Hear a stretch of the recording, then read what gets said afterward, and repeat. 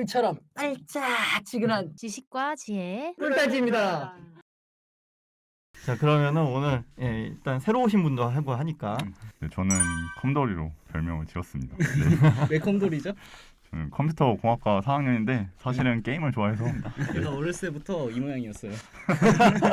아 두 분이 알고 지내신 지 오래되셨군요. 아, 네, 한 8살 때부터 알았는데 와. 후회하고 있습니다. 사실 어떻게 보면 이 친구가 저를 이제 컴퓨터 공학 딱 이끈 친구거든요. 아. 네, 그래서 저한테 은인이죠 어떻게 보면. 네. 잘못된 가르침. 인도를 잘못하고 말았습니다. 결국 여기 이 방송까지 멱살 잡고 끌고 성훈이 그동안 어떻게 지내셨어요? 아 네 저는 요즘 사업을 하나 시작해가지고 네. 진짜 부르주아네. 또 어떤 일인지 물어도 네? 될까요? 어떤 일인지? 연애 사업을 시작을 만약에 컴돌이가 재미없다 그러면 제가 컴돌이 연애사 하나 아는 게 있거든요. 오. 그걸 방송 소재로 한번 써보는 게 재밌지 않을까. 근데 왜 데려왔는지 잘 알 것 같습니다. 네. 방송 중에 주먹이 오가도 소재는 확실히 뽑아낼 수 있을 것 같은 봐주시길. 훌륭한 패널. 네. 아주 좋습니다. 이제 저희가 오늘 다뤄볼 책 어떤 책이죠? 저희 오늘 다룰 책은 이에이치카의 역사란 무엇인가인데요.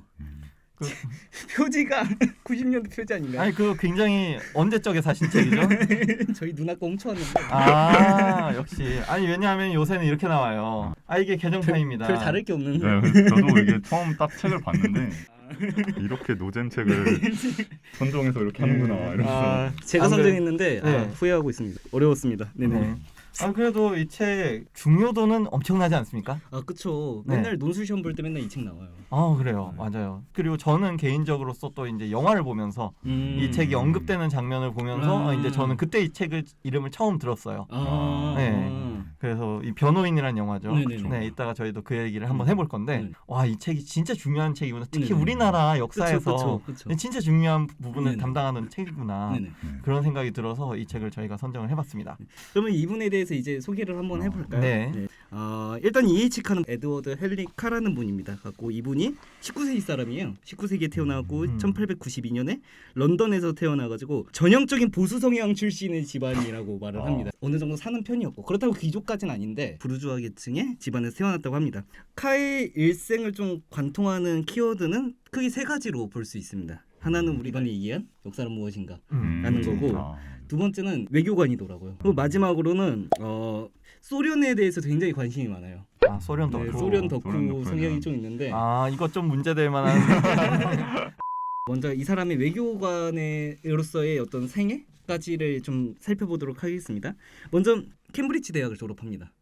그러니까 이 당시 캠브리지는 크게 두 가지 부류가 있었다는데 한 명은 완전 귀족, 정말 귀족들이 다니는 거. 네. 얘는 귀족이라서 다니는 거야. 부럽다. 공부를 잘한 게 아니라 지금으로 따지면 서울대인데 양반이라서 가는 거야 서울대를. 아. 그래갖고 가는 거였고 오. 이 시기는 아직 귀족이 워낙 또 힘이 그럼요. 있었으니까. 그렇죠. 또 다른 부류는 공부를 굉장히 잘하는 부르주아 아이들이 보통 갔다고 해요. 그리고 케인즈 같은 사람들 있죠. 후자 쪽의 사람이 포함된다. 포함되었던 네. 사람이었던 엄치나 거죠. 이런 느낌이 있었죠. 엄치나 일단은 외교관부터 영화에서부터 그래가지고 뭐 결국은 뭐 시험 합격해가지고 공무원 시험 합격해가지고 외교관이 된 거죠. 네 뒤. 네. 저희 혹시 광고를 받은 건가요? 광고 하고 싶습니다. 계속 이야기를 하면 1916년에 공무원에 합격을 한 거예요 이 사람이. 갖고 1차 세계대전이 끝나고 나서 이제 유럽 판세가 완전히 뒤집어지지 않습니까? 네. 그때 베르사유 강화회담에서 대표단 일원으로 참가한 게 외교관의 짬밥의 시작이라고 말을 합니다. 진짜 초엘리트인 거죠. 이 당시 이 전후 복구를 하는데 거기에 일원으로서 참가하는 거는 진짜 어마어마한 엘리트라고 할 수 있고. 커리어가 장난 아니네요. 그러게요. 이때 혹시 몇 살인지 물어봐도 27살? 와. 그리고 1919년에는 그 파리 강화회담에서 소련 문제를 중심적으로 다루는 전무위원이 되었다고 합니다. 그러고 나서 어딜 가냐면 그 라트비아 아나요? 라트비아가 그 소련의 옆에 서쪽에 있는 발트의 밑에 있는 발트 3국 중 하나거든요. 그렇죠. 발트 3국이라고 부르는 게 리투아니아랑 라트비아랑 에스토니아죠. 어쨌든 이 라트비아에 이 양반이 가는 거죠. 영국 공간에서 일을 하기도 하고 유엔의 전신인 국제연맹에서도 일을 하기도 했고요. 그래갖고 흔히 우리가 생각하는 역사 철학자 혹은 역사학자로서의 이미지보다는 외교관으로서의 이미지가 더욱 강했던 사람이었습니다. 그래갖고 언제 그만두냐면 1936년에 외무성을 그만둡니다. 이 나이가 몇 살이죠? 이 정도 되면?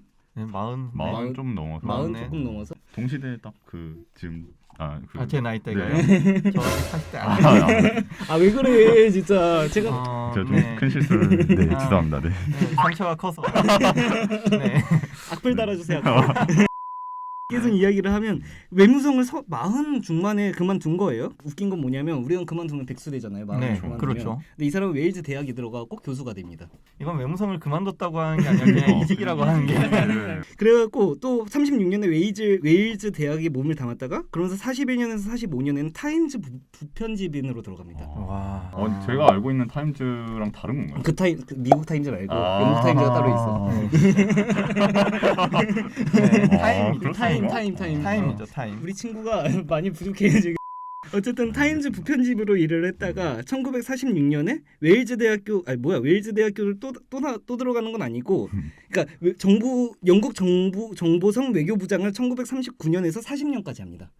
그러니까 일을 되게 많이 하는 거예요. 한쪽에서는 웨일즈 대학 교수짓 하고 다른 한쪽에서는 부편집원으로 일을 하고 그다음에 또 다른 건 정보성 외교부장을 하고. 돈도 엄청 많겠는데? 이 사람 돈 걱정할 사람은 아닐 것 같아요. 일단 먹고 살 걱정하는 사람 레벨이 아니고요. 저희 왜 뭔가 분위기가 침울해지고 있어요. 왜 이렇게 남들 잘 되는 건 또 이렇게 보거든요. 네, 그리고 또 1953년부터 55년까지 이제 웨일즈 대학이잖아요. 네. 어디로 옮기냐면 옥스퍼드 대학에서 정치학 강의를 합니다. 또 1955년에는 캠브리지 대학, 자기 모교죠? 거기서 대학 강의를 또 시작을 합니다. 계속 레벨이 업그레이드 되네요, 이 사람. 그러면은 이 사람이 아예 평생 외교관을 한 줄 알았는데 네네. 교수직을 여기만 한 게 꽤 되네요. 네네. 그러니까 자기 인생의 초반생에는 외교관, 후반생에는 교수, 학자로서 이야기를 한 거죠. 그럼 책도 그때쯤 쓰나요? 네, 책도 그때쯤 쓰게 됩니다. 그래가지고 이때 우리에게는 좀 역사는 무엇인가로 많이 알려졌지만 외국에서는 소비에트 러시아사로 알려져갖고 소련사 연구의 대가로 알려졌다고 합니다. 이 책이 진짜 두꺼운 게 14권이다. 근데 이 러시아 혁명사 연구 자체가 조금 그 당시로서는 되게 특이했다고 말을 해요. 네. 맨 처음에는 볼셰비키라는 존재들에 대해서 상당히 적대적인 시각을 가졌습니다. 그리고 레닌 혁명 정부를 상대로 무역 봉쇄를 영국이 실시를 한 적이 있었는데 이때 그 카가 같이 그 밑에서 일을 했다고 하더라고요. 그러다가 러시아 내전을 거치면서 철치를 필두로 그 소비에트 강경파에 대한 강경적인 노선을 취하니까 이제 조금 생각이 달라진 거죠. 너무 이렇게 나가면 안 되는데. 그러면서 어떻게 하냐면 러시아 혁명 정부를 인정하고 그들과 공존해야 한다는 이야기를 피력을 합니다. 마음이 바뀐 거네요. 마음이 좀 바뀐 거죠. 원래 좀 보수적이었다가 이제 서서히 조금 이제 물 들어가네, 빨간색으로. 네.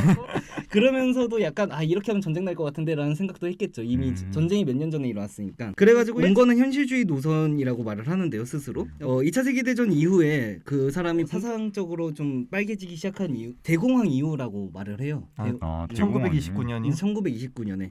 왜냐면 대공황 때는 미국이 막 엄청 몰락을 하기 시작하잖아요. 경제가 다 거의 GDP 30%가 가까워졌다고 하니까 우리나라는 GDP가 5% 마이너스 5%를 때렸었는데. 그러니까 마이너스 5%도 아니면 진짜 세계가 망하는. 네, 그렇죠. 자본주의의 종말이다라고 사람들이 생각을 했었죠. 그때.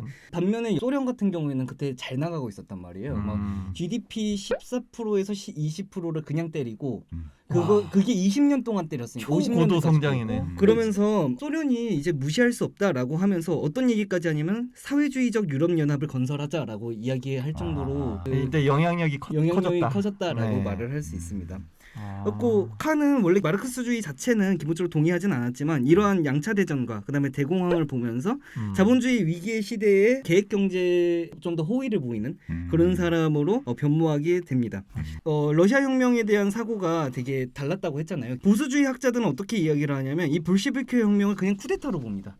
그러니까 찬탈을 했다고 보는 거죠, 그냥. 한마디로 그냥 명분이 없이 네, 그냥 명분 없이 네네. 무너뜨렸다 네네. 정권을. 반대쪽 설명은 뭐냐면 소련의 혁명사가 있는 거죠. 이번에는 체제를 정당화하기 위해서 이걸 무조건 찬양을 하기 시작을 하는 겁니다. 그러니까 극과 극으로 나뉘네요. 이런 지점에서 칸은 우파 쪽에서의 이야기하는 러시아 혁명도 아니고 좌파 쪽에서 이야기하는 러시아 혁명도 아닌 자신만의 새로운 관점을 들고 오는 거죠. 그리고 소련 체제를 어떻게 바라보냐면 그냥 쿠데타로 보는 게 아니라 산업화와 근대화의 과정을 갖추는 나라라고 봐요.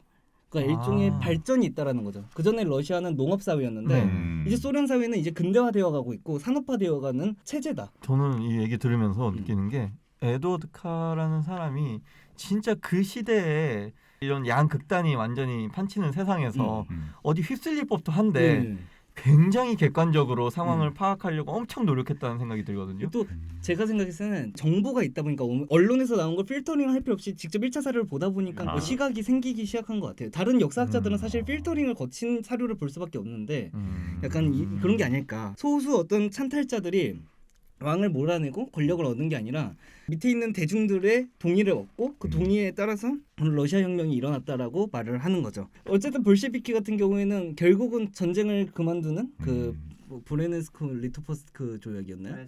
브레스크 리토포스크 조약이요. 리토포스크 조약. 아니 또 방금 어렵다 했는데 또 이래. 아 진짜. 근데 이름들이 다 너무 어려운데. 네. 러시아 애들이 아니 이름 좀 쉽게 짓지. 아 진짜 집중이 힘들었습니다. 네.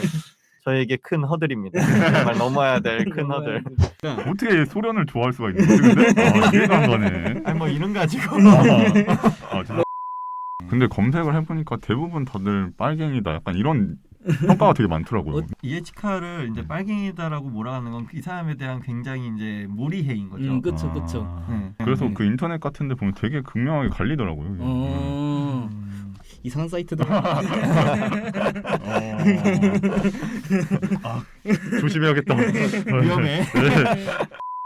이 사람이 쓴 다른 책들도 한번 쭉 보게 되면 일단 소비에트 러시아사가 이 제일 유명하고 소련이 서구의 준충격, 그 다음에 러시아 혁명, 레닌에서 스탈린까지, 그 다음에 1980년작 나폴레옹에서 스탈린까지.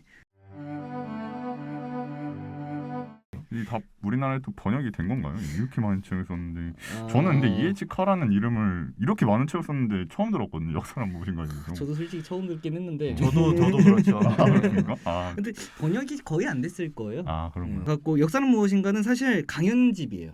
1961년에 캠브리지 대학에서 연속 강의를 했다고 합니다. 이거 누가 타이핑했는지 모르게요. 그 당시에 뭐 녹음기가 있었는지 모르겠지만 이에치카 이거 대학원생 시켰구만 이거. 한 방에 이해됐어. 뭔가 대학원생이다 이거는 할 수 있는 사람이. 어쨌든 이렇게 그 역사는 무엇인가는 사실 그 즉시에 나오진 않았고 일반 독자용으로 썼다는데 내가 봤을 때 일반 독자용이 썼을까? 이거 아니. 진짜 쓰레기네 이거. 사실 역사란 무엇인가를 쓴 이유는 뭐냐면 자기 자신의 어떤 돌파구로서 역사란 무엇인가를 냈다고 이야기를 하더라고요. 책 내용을 한번 저희가 본격적으로 좀 다뤄보도록 하겠습니다. 이 책 구성이 좀 어떻게 되죠? 이 책 구성은 1장부터 6장까지 있고요. 그 다음에 초장은 역사가와 그의 사실, 2장이 사회와 개인, 3장이 역사와 과학, 그리고 도덕이고요. 4장에서는 그 역사에서 인과관계를 검토하고 그 다음에 5장에서는 진보로서의 역사, 6장에서는 지평선의 확대라고 이야기를 합니다. 이 제목들이 그 장의 모든 걸 함축한다는 느낌이 들어갖고 이 책 같은 경우에는 사실 주의할 점 그렇게 크게 많지는 않거든요. 이 책을 읽을 때 팁은 조금 드리면 좋겠다라고 생각이 들어갖고 어떻게 읽은 게 좋냐면 약간 목차를 자주 보시면 됩니다. 목차 자주 읽나요? 확실한 건 뭐예요? 저는 목차를 계속 봤는데 더 어려워졌어. 그래서 검색하게 되고 더 모르겠어. 근데 수준에 따라 달라지. 1장 내용은 역사가가 사실을 어떻게 다뤄야 하는가를 좀 다루는 거죠. 그리고 이 1장 같은 경우에는 이 책의 모든 걸 담고 있다. 이 책의 핵심이다. 일단은 카 같은 경우에는 누굴 데려오냐면 19세기 그 역사학자들을 데려와요. 왜냐하면 19세기 역사학자가 그 당시까지도 굉장히 큰 영향을 많이 미쳤다고 봤기 때문에 그러는데 가장 대표적인 사람을 누굴 꼽냐면 랑케를 꼽습니다. 이 사람이 그 근대 역사학의 시초라고 볼 수 있습니다. 그러니까 이 사람은 역사를 어떻게 이야기를 했냐면 약간 좀 전화번호부처럼 얘기를 한 것 같아요. 그러니까 팩트 나열? 이게 그 전에 역사적인 관점과는 크게 다르기도 한데 그 전에 역사가는 뭐 영웅들이 어떻게 뭐 이렇게 이야기를 하고 그쵸, 약간 이런 그쵸, 느낌이었다면 이 랑케 같은 경우는 정말 실증적으로 고고하게 발달하기 시작하니까 실증적으으로 보고 이러한 사료가 있고 이러한 사료 속에서 이것을 잘 나열만 하면 된다. 굉장히 수동적인 존재로 그 역사가를 분석을 했던 겁니다. 그럼 그냥 역사가는 그냥 그 자기의 역할은 그냥 일종의 녹음기나 기록기 정도라고 보면 되는 거군요. 네네네. 근데 카 같은 경우에는 이거를 비판을 하는 겁니다. 세 가지 부분을 비판을 해요. 그러니까 첫 번째 같은 경우에는 자료를 수집하는 과정 자체가 어느 정도 의도가 개입해 있다. 예를 좀 들어보면 여성사라는 게 사실 도입된 게 60년대 이후 많이 봐줘야 그렇게 접근을 하잖아요. 네네. 그러니까 사실 그동안 왜 여자라는 존재를 다루지 않았던 이유는 이들이 별로 중요하지 않았기 때문에 사료도 많이 남기지 않고 사료를 많이 남기지 않았으니까 역사를 구성하기가 힘들었던 거죠. 그거 자체가 이미 어느 정도 의도가 들어갔다라는 거죠. 그 사료 자체가. 그렇죠. 네네. 그렇죠. 네. 그러니까 정리하면 이 사료를 남기는 것조차도 의도가 들어가 있다. 남기는 것조차도 그렇죠. 의도가 들어가 있고 사료를 이후에 편집을 하면서 역사가 선택하는 것 자체도 의도가 들어가 있다라는 거죠.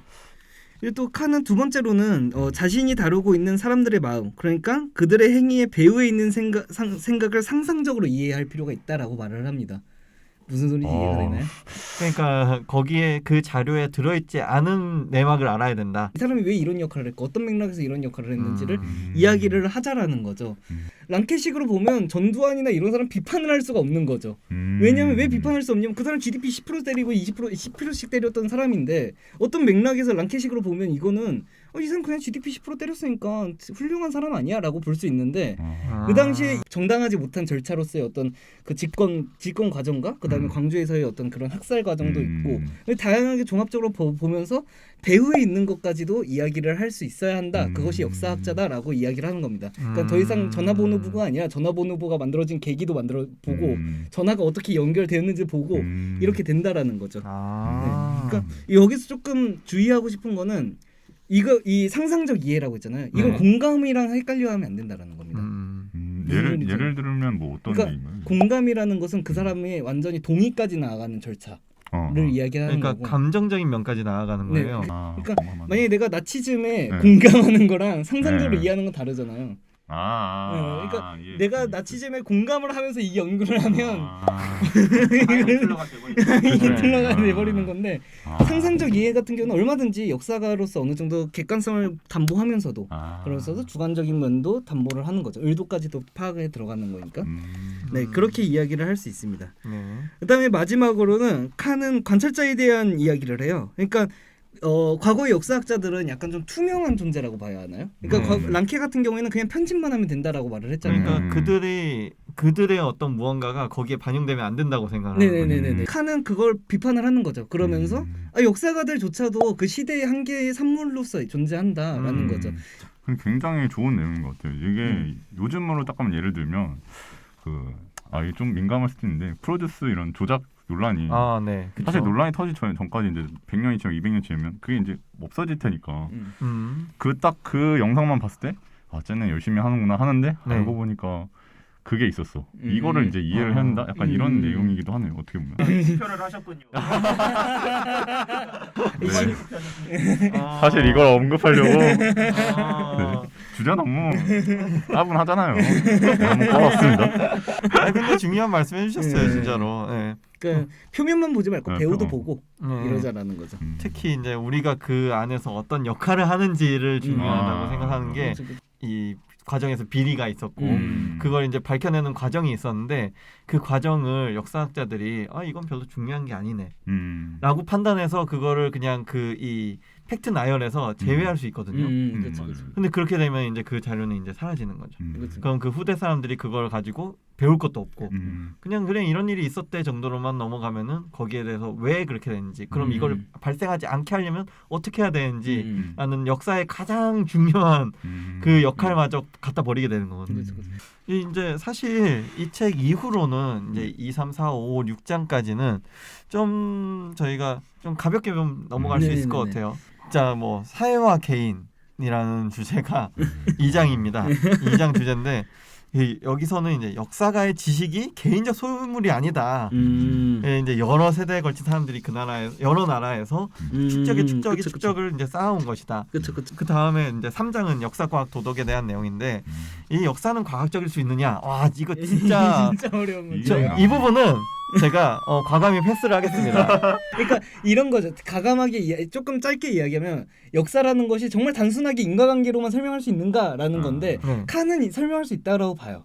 근데 어떤 사람이 있냐면 알티세르라는 학자가 있는데 그 사람은 역사를 뭐라면 우연의 장으로 보거든요. 그러니까 경진이가 만약에 파산을 했다라고 했을 때 경진이가 파산을 했을 때 인과관계로 보는 사람은 경진이가 노력이 부족해서라는 커다란 그 큰 원인이 하나 있고 그걸 통해서 결과를 설명할 수 있다라는 거고 알티세르라는 학자는 경진이가 파산을 했는데 얘가 정치적으로 어떤 입장이고 그다음에 경제적으로 어떤 뭐 경제적으로 IMF가 찾아왔다. 뭐 사회적으로는 뭐 태어날 때부터 중산층 집안에서 태어났다. 그리고 또 뭐 문화적으로는 어떤 소양이 있다. 이런 다양한 신급이란 말을 여러 요인들과 이제 변수들을 말하는 거군요. 그런 변수들이 오고 가면서 우연하게 역사를 이야기를 하는 거죠. 그걸 이야기하는 건데 이건 너무 어려워가지고 잠깐 팁을 주자면 그 이에이치카 이 책과 이 3장이 더더욱 이런 게 좀 부각이 되는데 이에이치카 책 자체가 앞에 있는 내용을 설명을 합니다. 앞에 있는 학자가 뭐가 있고 얘가 이거 있고 이거 있고 이 얘기가 있는데 이 얘기가 굉장히 어려워요. 그러니까 모르시면 그냥 패스하시는 게 좋습니다. 3장은 진짜 딱 읽고 그래서 뭐 어쩌라고 약간 이런 느낌. 1, 2장은 주장하는 게 확신했는데 지금 말씀하신 그 이제 내용과 관련된 게 4장이에요. 그러니까 이제 인과관계라는 게 역사에서 진짜 이제 얼마나 중요한가. 그 뒷부분은 약간 좀 정말 이 사람의 학자로서의 그런 성향이 많이 드러나는 그런 파트죠. 그러면서 정치적인 팜플렛 같은 느낌도 많이 들죠. 네, 그렇죠. 이 사람의 이제 성향이 많이 드러나요. 그렇죠. 그리고 3장하고 4장은 과학적 방법론 이야기하고 그다음에 4장 같은 건 인과관계 이야기하는 이게 전반적으로 포괄하는 내용이긴 해요. 근데 3장이 어렵다 그러면 4장만 읽으셔도 뭐 4장은 쉬운 것처럼 얘기를 하시는데 점점 읽지 말라고 하는 것 같은데. 그리고 이제 5장에서 5장하고 6장이 이제 정말 카의 정치적 성향이 폭발하는. 그렇죠. 그러니까 이제 제목에서 들어가지 않습니까? 진보로서의 역사, 지평선의 확대. 그렇죠. 그러니까 진보로서의 역사도 카가 이제 사람들이 어떻게 역사를 바라보는가에 대한 어떤 그 방식을 뭐 다양한 이제 시각이 있지만 이제 자기가 봤을 땐 이렇다라고 이제 얘기를 한 거죠. 그렇죠. 그리고 카 같은 경우에는 카는 역사를 진보한다고 본 거죠 결국은. 이게 되게 다양하죠. 뭐 진보한다, 수단한다, 진보 개념이 없다 이런 얘기를 하는데 진화한다 이런 얘기가 있는데 카 같은 경우에는 진보로 보는 이유가 그거죠. 진보하지 않으면 이거 뭐 하러 봐? 약간 이런 느낌인 거죠. 진보성의 어떤 잣대가 있는데 그러니까 카가 완전히 주관으로서 역사를 이야기하지 않는 게 이런 잣대가 최소한 있다라는 거죠. 그러면서 카가 이 진보로서 역사를 긍정하게 되고 이것이 점점 지평선이 확대되어 간다. 역사는 발전해 간다라는 이야기를 하면서 마르크스주의를 어느 정도 저는 옹호했다고 보거든요. 진보를 이 사람의 시각에서 보면은 역사는 진보한 게 맞죠. 그렇죠. 왜냐하면은 생각해 보면은 저희가 인권이라는 인식이나 개념이나 이런 거 되게 저희가 태어날 때부터 있었으니까 당연한 거로 생각하지만 이거 정말 인류 역사에서 굉장히 역사가 짧아요. 특이한 현상이죠. 정말 특이한 현상이에요. 모든 이가 태어나자마자 다들 그 평등하다라는 그런 그리고 그게 당연하다라는 인식이 사실 정말 생긴 지 얼마 안 됐어요. 근데 저희는 당연하다고 생각하니까 그게 뭐가 어때서? 그럼 옛날 사람들은 그렇게 생각 안 했어? 이렇게 생각하는데 진짜 옛날 사람들은 그렇게 생각 안 했어요. 그래서 일단은 이런 인식들이 다 어떤 사람들의 어떤 불행함을 줄일 수 있는 도구가 되고 어떻게든 옛날 사람보다는 지금 사람이 더 행복하고 그리고 지금보다는 미래의 사람들이 더 행복할 것이다 또는 더 올바른 인식을 갖게 될 것이다라는 그런 이제 사상을 갖고 있는 게 이제 5장하고 6장 에서는 얘기하는 겁니다. 굉장히 정치적이죠. 굉장히 정치적이라고 생각해요. 진짜 정치적이에요. 그리고 자칫 해석하면은 잘못 해석하면은 빨갱이로 몰릴 수 있는 굉장히 그런 쉬운 또 막 전제주의나 이런 걸로도 흘러갈 수도 있고. 근데 저는 일단 전반적으로는 굉장히 감화가 됐어요. 어. 왜냐하면 제 성향이랑 되게 비슷해서. 네. 네, 저희 공식 좀, 입장 아닙니다. 네. 저는 몰라요. 이 사람들 맨날 지들만 빠져나가려고. 저희가 아직 갈 날이 많아가지고 나는 이제 살 날이 얼마 안 남았고. 네. 이 책이 또 한국 사회에 되게 영향을 많이 미쳤다면서요. 네. 그렇죠. 그 얘기는 안 할 수가 없습니다. 네네. 변호인 이야기를 해보겠습니다. 네네. 그렇죠. 네, 저는 이 이에이치카와 역사란 무엇인가라는 그 언급이나 전달을 이 영화를 통해서 처음 알았고, 그 책돌이님께서 이 책을 이제 추천을 해주셨을 때 표를 주게 된 이유도 그거예요. 변호인 덕분입니다. 후회하셨다면서요? 많이 후회했죠. 많이 후회했는데 저희 항상 후회해요. 어떤 책을 골라도 항상 후회해. 왜 이렇게 어려운 것만 갖고 오는 거야? 나는 근데 억울하다고. 나는 표를 나는 주지도 않았어. 강압적으로 했기 때문에. 이 영화 변호인 잠깐 설명을 하고 소개를 하고 넘어갈게요. 이 당시에는 그 책을 봤다는 제목만으로 잡아넣었습니다. 근데 저는 한 가지 궁금한 게 그게 이제 그렇게 검열을 할 거면 애초에 유통해서 그냥 막아야 되는 게 아닌가요? 만약 그게 유통을 할 때 당연히 이 제목으로 나오지 않고 이름을 바꾸거나 이렇게 해버리고 나니까 해적판으로 나오거나 아니면 이제 물밑에서 거래하는 것까지 정부가 막을 수는 없기 때문에. 그리고 그 서점이 두 가지가 있는 게 하나는 정말 그냥 서점, 두 번째는 문건들을 구할 수 있는 서점. 이렇게 해갖고 그 문건들을 구할 수 있는 서점을 중심으로 이렇게 유통이 되는 거예요. 이건 몰랐네요. 그러니까 이제 그 당시에 토렌트라고 할 수 있죠. P2P. 네. 참고로 저는 안 씁니다.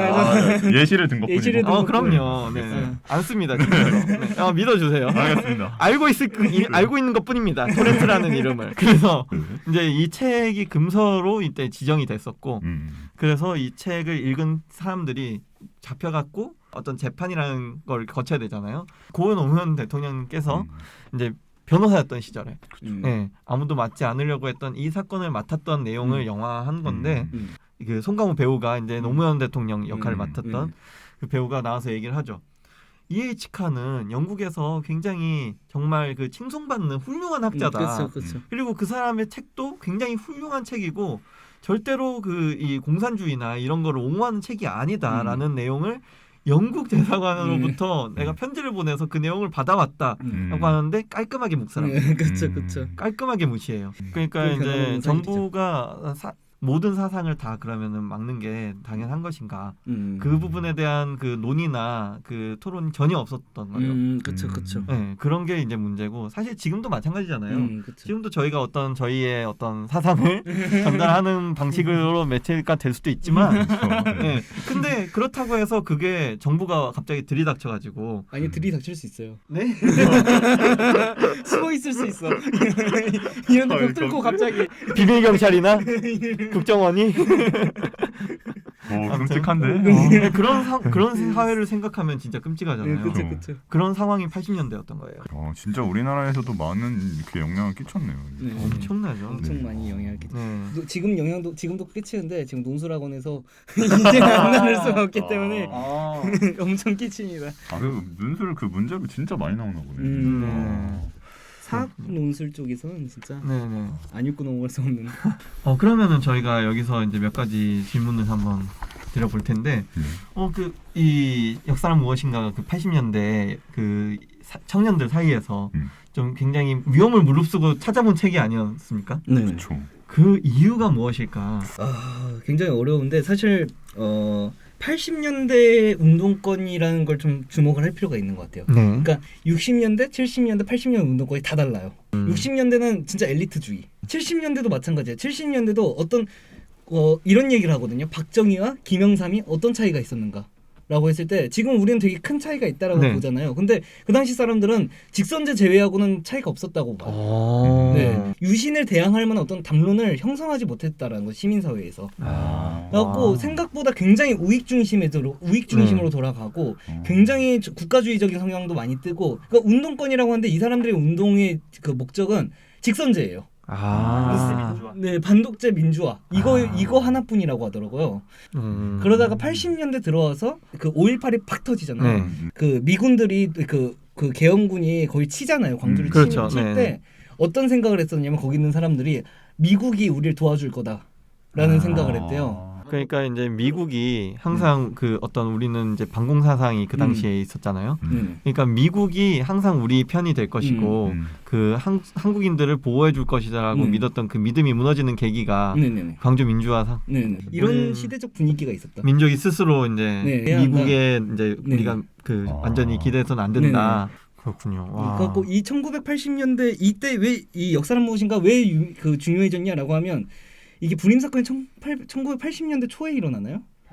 82년에 일어나잖아요. 이때 어떤 열풍이 있냐면 고전을 읽자라는 열풍. 왜냐하면 어쨌든 그 기존의 대한담론이 형성이 안 됐잖아요.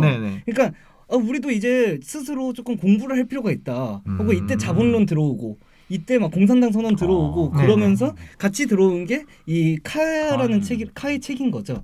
그러면서 같이 열심히 공부하자. 갖고 독서 서클 만들었잖아요. 거기 있는 사람들이 이런 역사란 무엇인가 인기가 있던 게 이런 역사적 배경이 있는 거 아닌가. 그렇죠. 물론 이제 이 책이 신간이긴 했지만 그 고전의 반열에 오를 만큼 정말 중요한 책이었기 때문에 그 당시에도. 그렇죠. 컴돌이님께서는 어떻게 보시나요? 왜 인기를 끌었냐고 생각을 하면 아마 그거 같아요. 그러니까 비판적인 시각을 계속 던져주잖아요. 네. 저는 이게 되게 만약에 제가 80년대 이 책을 읽었다. 그럼 당연히 자연스럽게 그 당시 시대 상황이 안 좋게 보일 수밖에 없을 것 같아요. 지금 1981년도라는 이 시대적 상황이 후대에 어떻게 기록될 것인가에 대해서 관심을 안 가질 수가 없는 상황인 거예요. 왜냐하면 지금 그 시대에 놓여 있는 우리조차 이 상황을 그런 비판적인 시각으로 정확하게 문제의식을 갖고 파악하지 않으면은 그러면은 이후 후대에 있는 사람들은 더 못할 거예요. 그 시대를 살아보지도 못했고 그런 경험을 가져보지도 못했을 테니까 지금 우리가 이런 기록을 남기고 이런 사회 운동을 하지 않으면은 지금 권력을 가진 권력자들의 원함에 따라서 그냥 끌려갈 것이다. 근데 굉장히 동의가 되는 부분이네요. 현재는 관심사가 아예 달라졌기 때문에 옛날에는 아예 그게 생존에 걸린 문제니까. 그렇죠. 또는 그걸 관심을 가질 만한 이유가 그렇죠. 그 당시에는 있었다. 그렇죠. 하지만 지금은 주식 코인. 여러분 코인의 역사 지금 기록하셔야 됩니다. 지금 분명히 우리의 입장에서 지금 우리가 겪고 있는 걸 기록하지 않으면 이거 할 때가 아니야. 이거 할 때가. 후대 사람들은 이걸 완전히 국해할 수도 있어요. 관심도 없다고. 그 옛날에 그 네덜란드 튤립 투기 딱 그 수준으로 그냥 남을 수 있어요. 맞아요. 그럼 우리가 봤을 때 솔직히 튤립 사건은 저거 바보들 아니야? 로 생각하잖아요. 그렇죠. 근데 그 당시에 사람들 얼마나 절박했겠어요. 지금 우리보다 더 절박했을 거고. 정확한 예시네요. 다음 이야기를 좀 해보죠. 사실 이 책의 1장에서 제일 중요하게 다루는 부분이 있어요. 사실숭배주의. 그거의 문제점이 정확하게 카가 뭐라고 생각했길래 그걸 계속 비판을 했는가. 근데 저는 사실숭배주의가 현대는 너무 안 맞을 수밖에 없는 게 일단 사실이라는 것 자체가 너무 애매모호해진 시대라고 저는 생각을 들거든요. 그러니까 이게 사실 숭배주의가 나온 게 19세기잖아요. 근데 그 시기 사람들은 솔직히 그 사실 숭배주의라는 게 너무 타당할 수밖에 없는 게 일단은 그러니까 정보량이라는 게 굉장히 제한된 상황에서 사실이라는 게 존재한다라고 가정했던 시대였기 때문에 이랬던 거고 최근에는 이게 현대가 너무 복잡해졌다. 사실이라고 뭔가 이야기하기에는 그래갖고 오히려 현실에 시대에 안 맞기 때문에 맞아. 이런 얘기가 나온다라고 저는 생각이 좀 들었어요. 저도 똑같이 생각하는데 그러니까 사실 자체가 이미 주관이 들어갔다는 이 저자의 말이 되게 공감이 많이 되는 게 근데 요즘 사회에서도 유튜브가 흔히 사이버 레카라고 하죠. 근데 그것만 믿고 우리의 지향점 아닙니까? 잠시만, 저는 아닙니다. 나 안 해. 이거 좀 이상했는데. 근데 일단 계속 말해보면 책 자체가 요즘 시대에도 정말 좋은 책이라고 생각하는 게 그런 걸 이제 비판적으로 바라보는 게 더 중요해졌다. 그렇게 생각해요. 그럼. 근데 이 책이라고 허점이 없을까요? 물론 있죠. 저는 좀 많이 왜냐면 제가 동아리를 했었는데 역사 교육과를 다니는 애였어요. 이야기를 하고 있었는데 카에 대한 이야기를 했거든요. 그랬더니 그 친구가 뭐라냐면 그거 이미 낡았어. 이런 얘기를 하더라고요. 아 옛날 사람이다. 옛날 사람이야. 관점 자체가 이미 좀 올드해졌다라는 거죠. 이미. 네네. 저는 그때 처음으로 카도 그러면 카의 비판 지점이 뭘까라고 생각이 들었고 제가 이번에 한번 처음으로 다 완독을 했었을 때 어떤 부분 1장에서 가장 큰 문제점 중 하나라고 보는 게 사실 누구나 할 수 있는 말 아닌가라는 생각이 좀 들었었어요. 어떤 부분에서는. 경진님이 이 책 보시면서 이런 건 느껴지신 게 있으셨나요? 저는 개인적으로 3장, 4장 내용에서 이제 과학에 좀 연결을 하잖아요. 네. 근데 사실 그게 조금 저는 억지로 연결을 했다라고 생각을 하는 게, 그러니까 물론 그 과학을 이렇게 동일시하는 게 아니라 이런 관점으로 봐야 된다라고 이렇게 얘기를 하는 거지만, 그렇죠. 그러니까 규칙이 이제 잡혀간다. 그러니까 진보한다는 게 어떻게 보면 규칙이 잡혀간다는 거잖아요. 그렇죠.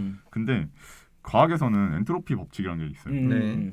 이게 어떤 내용이냐면 무질서도가 오히려 질서가 잡힌 거다라는 개념인데 역사 지금 이 카가 말한 내용에서 좀 반대되는 내용이잖아요. 그러니까 그렇죠. 무질서하게 지금 가는 게 안정적인 건데 오히려 카가 주장한 내용은 질서가 잡혀간다잖아요. 과학이랑 너무 억지로 연결한 게 아닌가 생각도 있었고 과학이라는 단어를 너무 끼워 맞췄다라는 살짝 그런 내용이 살짝 그런 느낌이 너무 들었고 그리고 두 번째는 역사는 진보한다라는 말을 들었을 때 제가 옛날에 그런 걸 봤어요. 그러니까 폭군이란 게 어쨌든 거의 모든 시대에 다 있잖아요. 그렇죠.